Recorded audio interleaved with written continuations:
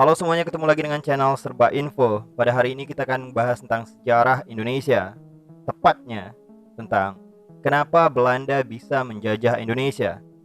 Untuk menjawab ini, saya perlu mengilustrasikan suasana Indonesia pada zaman dahulu.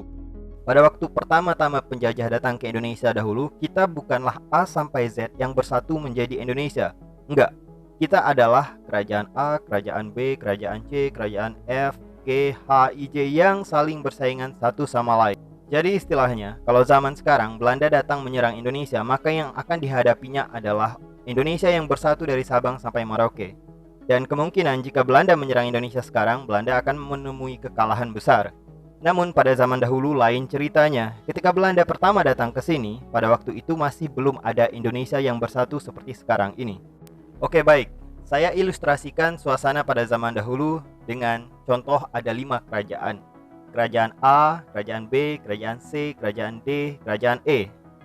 Dan ketika Belanda datang pertama kali ke sini atas nama VOC atau Venezuela India Company. Tujuannya yang pertama adalah untuk berdagang. Pada waktu itu Belanda sendiri tidak terfikirkan atau tidak dapat membayangkan sendiri untuk menjajah kawasan yang begitu luas dibanding dengan kerajaan mereka yang sangat kecil. Bahkan pada zaman itu Belanda tidak mempunyai raja. Belanda juga di bawah bayang-bayang negara-negara yang telah terlebih dahulu datang kemari seperti Portugis dan Spanyol. Kononnya pertama kali Belanda tiba di Banten pada tahun 1595. Belanda menyanyikan lagu Het Wilhelminus itu menandakan bahwa mereka rindu kampung halaman mereka. Akhirnya mereka sudah tiba di tempat yang mereka idam-idamkan untuk datang. Dan pada saat itu juga sebenarnya mereka sama sekali tidak pernah terbayang bahwa seluruh kerajaan yang ada di kawasan Indonesia sekarang ini akan menjadi kawasan jajahan mereka.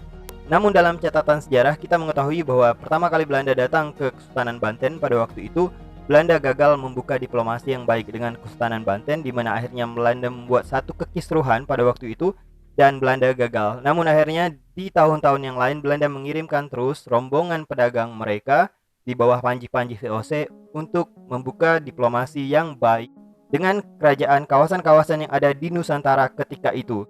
Belajar dari pengalaman pertama yang gagal melakukan diplomasi, akhirnya Belanda memperbaiki hal tersebut dengan berusaha mengambil hati masyarakat Nusantara pada suatu ketika dahulu. Akhirnya kita masuk langsung ke ilustrasinya. Dengan bersikap sopan dan ramah, akhirnya Belanda dapat mengambil hati beberapa kerajaan yang ada di Indonesia. Sebutlah kerajaan A. Akhirnya mereka mengirimkan satu surat palsu seolah-olah surat itu berasal dari raja mereka untuk mengadakan hubungan dagang dengan kerajaan A. Dan kerajaan A yang pada waktu itu tidak mengetahui bahwa Belanda sebenarnya tidak mempunyai raja, menerima tawaran baik tersebut. Penjualan yang akan dilakukan oleh pihak A, Belanda akan menampungnya. Akhirnya terjalinlah persahabatan antara pihak A dan kerajaan Belanda. Kita tahu sendiri tipikal orang-orang di Indonesia ini bahwa kalau ketemu bule sampai sekarang kalau kita ngeliat bule yang ada di jalan, kita bakal negor kayak, "Halo mister, how are you?" Kayak berusaha untuk melakukan hubungan baik dengan orang asing tersebut. Nah, kita nggak tahu bule-bule yang datang kemari itu apakah mereka sebenarnya intel atau gimana, kita nggak tahu. Nah, itulah yang juga terjadi pada zaman dahulu di Nusantara ini. Ketika memang ada beberapa orang Belanda yang baik, namun ada beberapa intel-intel Belanda yang menyusup di kerajaan-kerajaan yang ada di Nusantara ini untuk mengumpulkan data yang nantinya dimanfaatkan oleh pihak kerajaan Belanda. Contoh, ketika Belanda ada di kerajaan A itu, dan Belanda akhirnya mengetahui bahwa saingan dari kerajaan A adalah kerajaan B. Sudah puluhan tahun mereka saling membenci satu sama lain dan terjadi perang antara mereka. Akhirnya ketika Belanda mempunyai kesempatan, terutama ketika kerajaan A akan berperang dengan kerajaan B, akhirnya Belanda menawarkan satu bantuan, bahwa Belanda akan menawarkan bantuan dengan melengkapi kerajaan A dengan persenjataan jarak jauh dengan senapang mereka dan juga meriam mereka. Di Nusantara pada waktu itu juga tidak sekolot yang kita bayangkan. Sebenarnya kerajaan-kerajaan di Nusantara pada waktu itu sudah mengenal senapang dan meriam, namun memang penggunaannya jarak dekat, tidak jarak jauh seperti senjata yang dimiliki Belanda.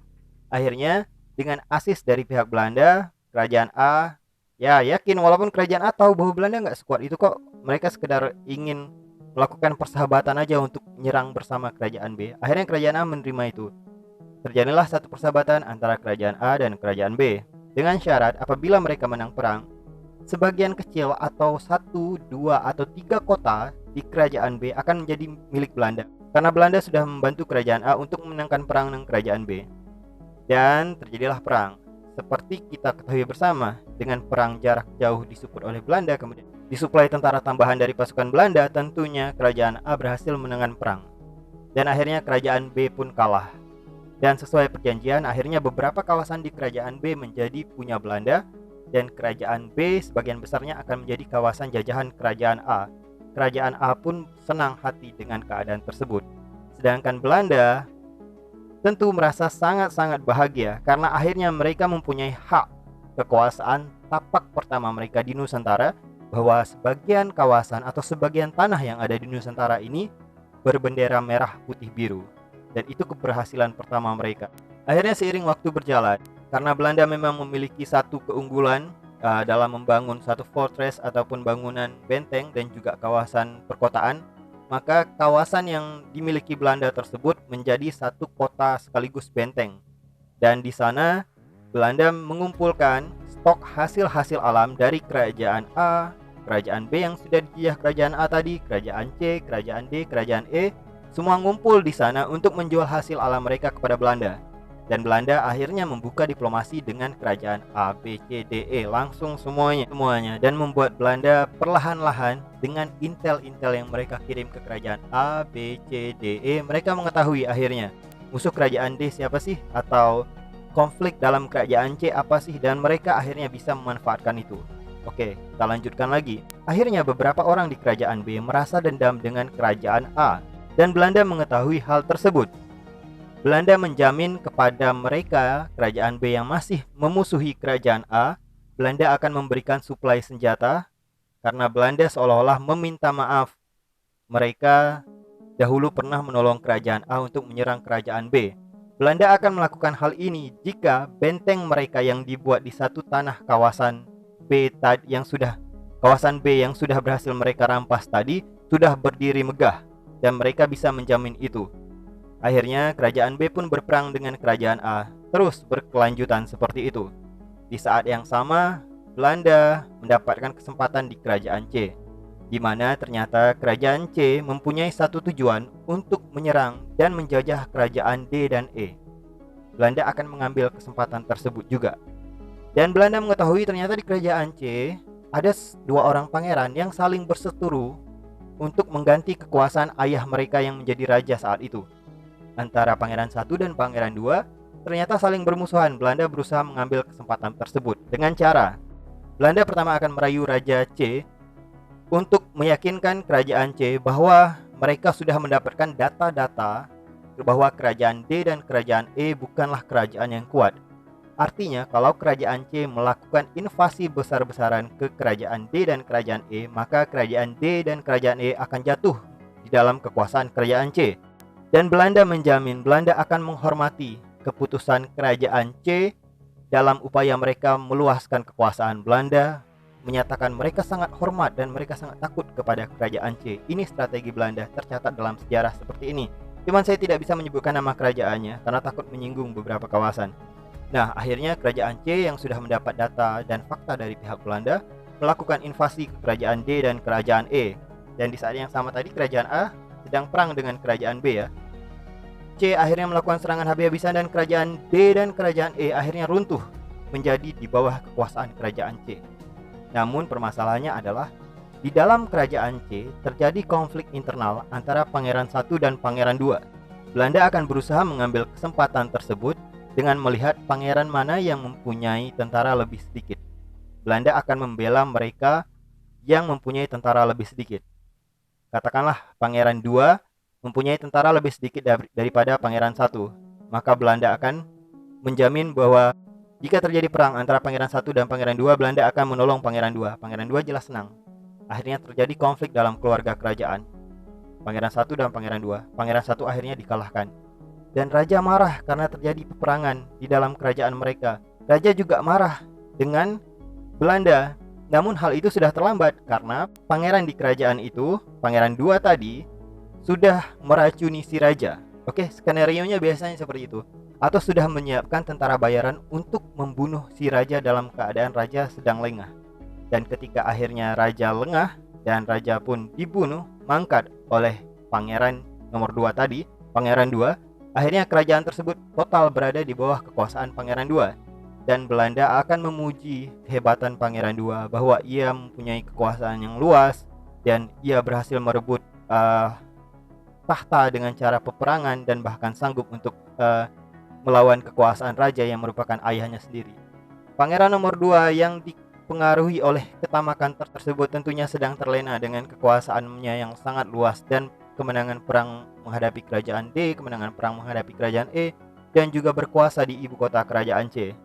Akhirnya, otomatis rakyat di kawasan tersebut tentu gampang dimanipulasi Belanda sendiri untuk akhirnya memberontak dengan rajanya. Dan ketika terjadi chaos di kerajaan C, Belanda seakan-akan akan berpihak kepada rakyat untuk menurunkan raja mereka sendiri. Dan ketika Pangeran II tadi ataupun yang menjadi raja tadi akhirnya mangkat dan meninggal dunia, akhirnya Belanda lah menjadi tampuk kekuasaan tertinggi di kerajaan C. Dan secara otomatis kerajaan D dan kerajaan E akan berada di bawah kekuasaan Belanda. Dengan kawasan yang luas tersebut, akhirnya sebagian B punya Belanda, C punya Belanda, D punya Belanda, E punya Belanda. Belanda sudah memiliki kekuatan militer yang sangat kuat. Karena mirisnya pada zaman itu, biasanya kesatria-kesatria yang ada di Nusantara ini jika mereka kalah perang, sebagian dari kesatria-kesatria tersebut akan mengikuti satu peraturan, yaitu yang kalah akan patuh kepada pihak yang menang. Dan bagaimanapun Belanda akhirnya mendapat suplai pasukan tambahan dari orang-orang Nusantara ini sendiri. Yang kalah dengan Belanda, akhirnya mereka akan berusaha untuk patuh dengan Belanda, karena bagaimanapun mereka adalah pihak yang kalah. Sedangkan kerajaan A dan kerajaan B yang dibiarkan berlarut-larut perang tadi, akhirnya Belanda akan mengambil kesempatan tersebut. Contoh ketika kerajaan B tadi akhirnya dalam keadaan terdesak, kalah perang menghadapi kerajaan A, akhirnya Belanda akan menolong kerajaan B dan menjamin kerajaan B akan memenangkan perang. Mereka kan sudah punya tambahan di kerajaan C, D, E, sudah mempunyai tambahan pasukan. Akhirnya Belanda dengan kekuatannya, dengan tentaranya sendiri, dengan senjatanya, dan juga beberapa orang-orang yang ada di Nusantara ketika itu yang akhirnya tidak mempunyai raja lagi dan tidak mempunyai pilihan, akhirnya mereka terpaksa pro kepada Belanda, menolong kerajaan B untuk menaklukkan kerajaan A. Akhirnya kerajaan A pun dapat ditaklukkan. Kerajaan A, kerajaan C, kerajaan D, kerajaan E, semuanya sudah berada di bawah kekuasaan Belanda. Tinggal sebagian kecil kerajaan B lagi, dan itu sama sekali bukan isu besar bagi Belanda. Karena ketika Belanda akhirnya dapat menolong satu kerajaan memenangi konflik dengan kerajaan yang lain, maka kerajaan tersebut sebenarnya sudah berada di bawah pengaruh Belanda atau menjadi kawasan boneka Belanda dan bisa digunakan Belanda kapan-kapan saja mereka mau. Dengan kekuasaan yang sangat luas ini, akhirnya Belanda mempunyai kesempatan untuk menginvasi kerajaan lain, kerajaan F, kerajaan G, kerajaan H, sampai kerajaan Z. Satu persatu akhirnya, ketika semua kerajaan takluk kepada kawasan Nusantara ini, Belanda akhirnya dapat menjajah seluruh kawasan kita kenal dengan nama Indonesia. Namun mujurlah, di satu hari di awal abad 20 terjadi perpaduan antara yang ditaklukkan Belanda satu persatu tersebut akhirnya bersatu, melupakan perseteruan antara mereka, akhirnya bersatu padu atas nama Merah Putih, atas nama Indonesia untuk mengusir penjajah Belanda, sehingga terjadi perang revolusi yang mengorbankan ratusan ribu bahkan jutaan nyawa orang-orang di Nusantara ini, jiwa-jiwa mereka untuk mengalahkan Belanda. Nah, dari video ini, ilustrasi yang saya sampaikan, saya harap dapat menjelaskan keadaan Indonesia pada zaman dahulu. Kenapa akhirnya kita bisa dijajah, terutama pada waktu itu kita terlalu gampang untuk terhasut. Jadi kembali lagi, jangan dibayangkan bahwa Belanda datang ke Indonesia pada zaman itu Indonesia sudah seperti sekarang perpaduannya, sama sekali nggak sama. Belanda datang ke sini pun mereka nggak nyangka mereka akhirnya berhasil menaklukkan satu persatu kerajaan tersebut. Nah, itu aja video kita kali ini. Kita ketemu lagi di video yang lain. Terima kasih dan jangan lupa share, like, dan subscribe. Oke, sampai jumpa.